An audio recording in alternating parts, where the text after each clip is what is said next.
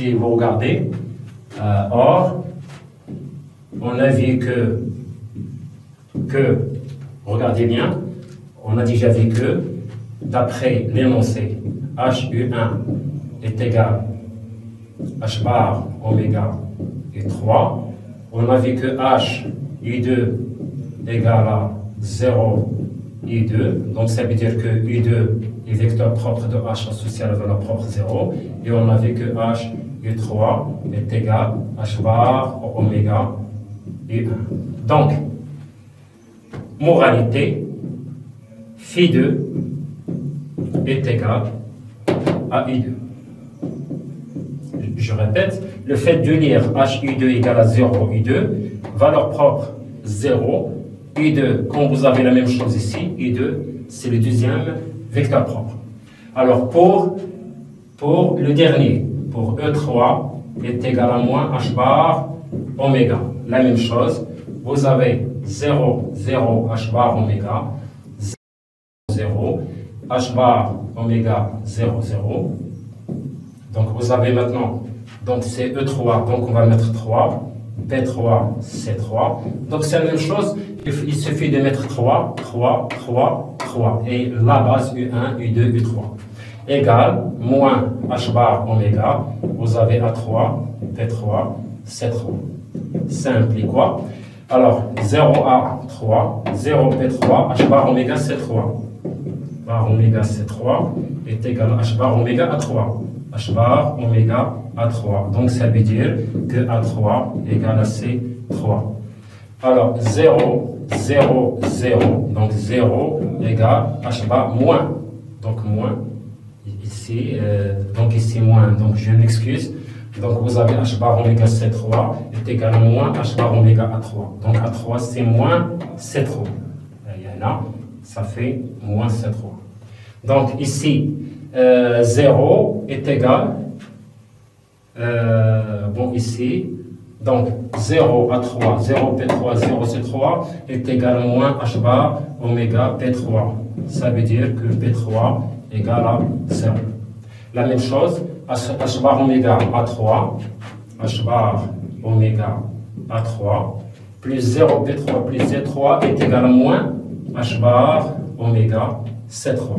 Donc si vous simplifiez, on retrouve la même chose que ici, que A3 est égal à moins C3. Donc ça veut dire que module de A3 égale module de C3, c'est 0, donc c'est la même chose.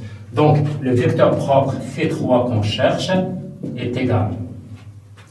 Donc c'est A3 U1.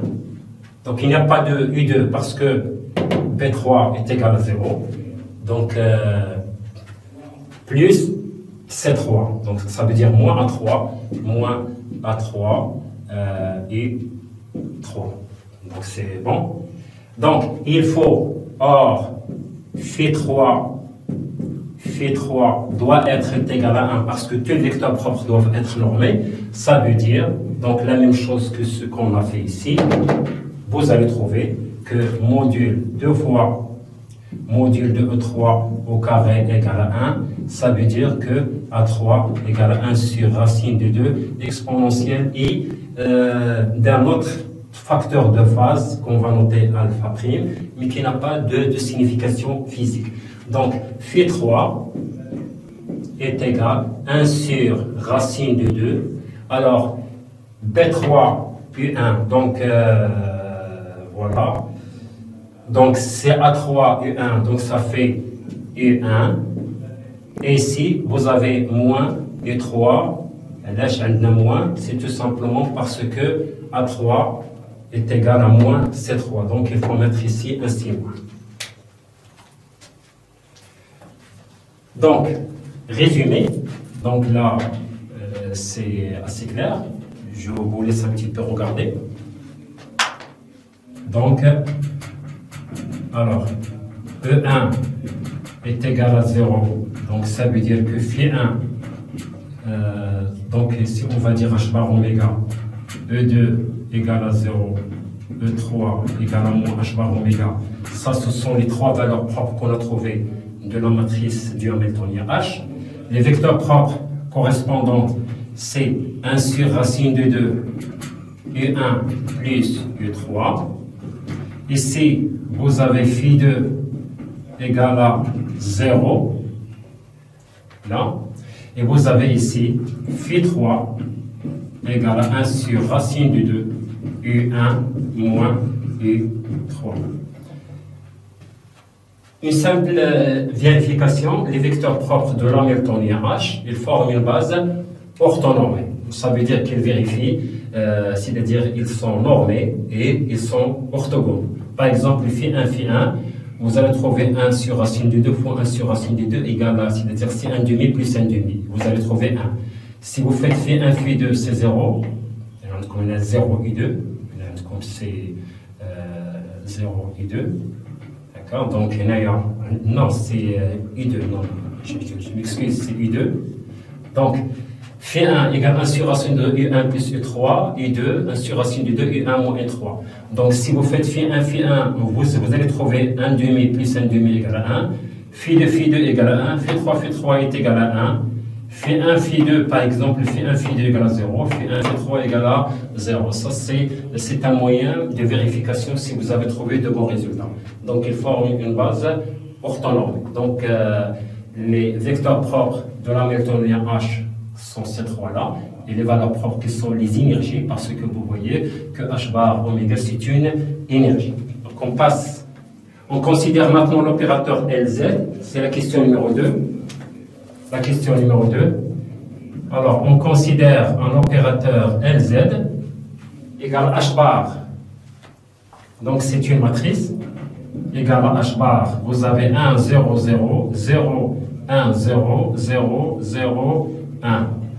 Donc, c'est comme si vous avez, donc, vous multipliez H bar 0, 0, 0, H bar 0, 0, 0, H bar. La première remarque, c'est une matrice diagonale. Donc, il a trois valeurs propres, H bar, H bar, H bar. Et vous avez les vecteurs propres, c'est tout simplement les éléments de la base orthonormée U1, U2, U3. Regardez bien, LZ U1 égale H bar U1.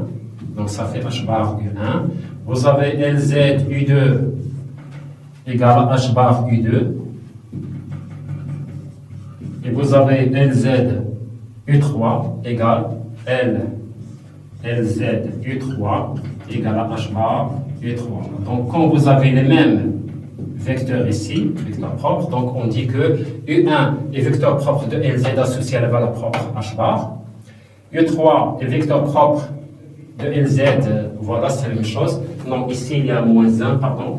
Ici il y a moins, donc moins, ici moins. Donc, là, comme H bar et moins. Non, ici c'est 0, je m'excuse. Ici c'est 0. Et là c'est 0.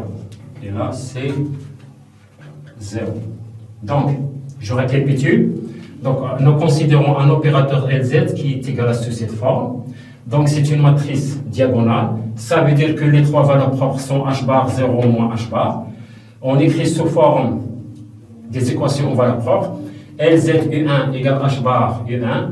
LZ U2 égale à 0 U2. LZ U3 égale à moins H bar U3. Donc, ça veut dire quoi?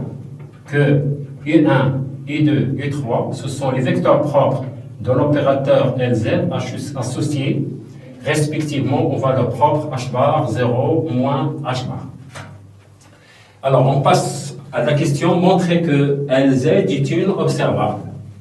Donc, la question A, LZ est une observable. Alors, d'après ce que vous avez vu dans le cours, pour que LZ soit une observable, il faut que l'opérateur soit hermétique et il faut que la base, les vecteurs propres, forment une base orthonormée. Donc, il faut montrer tout d'abord que LZ est hermétique. Alors, LZ est hermétique si L, l'opérateur, est égal au conjugué du transposé. Donc, je transpose, c'est-à-dire je bouleverse tout ça par rapport à la diagonale. Donc, c'est la même chose. Deuxièmement, les éléments de la diagonale sont réels. Donc, ça veut dire que ça, c'est égal à LZ. Pourquoi? Parce que H0 moins H bar ce sont des réels, et vous avez vu dans le cours que parmi les choses les plus importantes, c'est que les valeurs propres d'un opérateur arithmétique doivent être réelles. Donc, U1, U2, U3, ce sont les vecteurs propres de l'opérateur LZ qui, déjà dans l'énoncé, ils forment une base orthonormée, et que H bar 0 moins H bar, ce sont les valeurs propres, ils sont réels. Donc, LZ est une observation. Alors, pour la question B, je lis le texte de la question B, donc je vais écrire en rouge. Alors, on suppose qu'à l'instant t égale à 0, à t égale à 0, le système est dans l'état si t égale à 0 égale à U1. Là, donc, j'attire votre attention. Donc, si vous lisez bien le cours de mécanique quantique jusqu'à la fin du chapitre concernant les postulats, vous allez voir que lorsqu'on dit l'état du système, on ne parle pas. C'est-à-dire, on parle de H, du Hamiltonien H, et non pas uniquement de LZ. Et on mesure à cet instant la grandeur LZ représentée. Quel résultat peut-on trouver et avec quelle probabilité? Alors, d'après le premier postulat de la mécanique quantique, d'après les postulats de la mécanique quantique, tout ce qu'on peut trouver,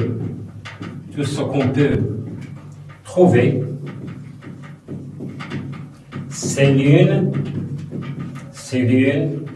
des valeurs propres de l'opérateur LZ. Parce que la question, ça concerne LZ. Je répète la question. Le cas psi du T, on le connaît. On mesure à cet instant LZ. Quel résultat peut-on trouver et avec quelle probabilité? Donc, tout ce qu'on peut trouver, c'est l'une des valeurs propres. Quelles sont les valeurs propres? Donc, on peut trouver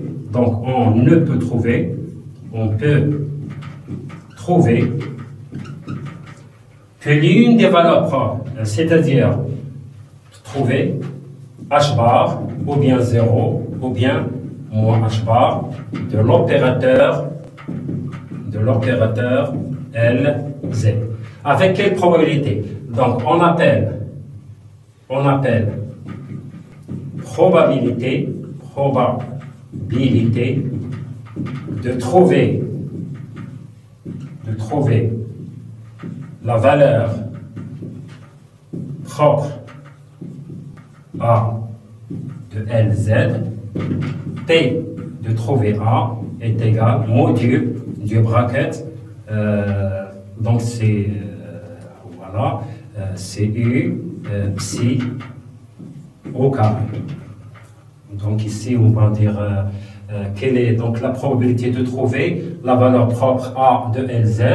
Si j'appelle par exemple donc AK, UK.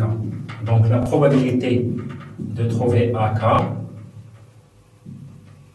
donc je vais voir les écritures, donc AK, c'est module du bracket UK psi t égale à 0 au carré.